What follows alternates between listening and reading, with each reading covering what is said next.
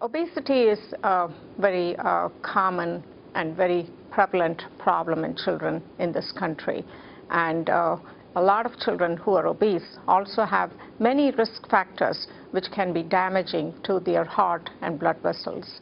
I was interested in looking at what damage the risk factors in obesity cause on blood vessels in children as young as 10 or 12 or 13 years of age. And I was also interested in looking at a non-invasive or relatively harmless and painless technique by which we could ascertain this damage. And that's why I chose to do carotid artery scans on these children to look at their carotid artery inner wall thickness, which is usually thickened in those children and adults who are exposed to risk factors. And a way of studying the damage is to measure the inner wall thickness to see if it's thickened or if it's appropriate for age.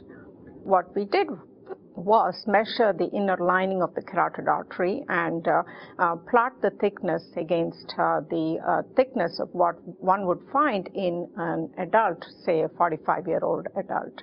To our surprise, we found that most of these kids, over 75% of them, who had multiple risk factors and were seen in this clinic at a young age of 10 or 12, had a vascular age, so to speak, of that of a 45-year-old. And this was quite alarming. These kids are otherwise healthy. They don't have disease as such, but it just tells us that they are likely to have very premature disease if these risk factors in obesity are not kept in check.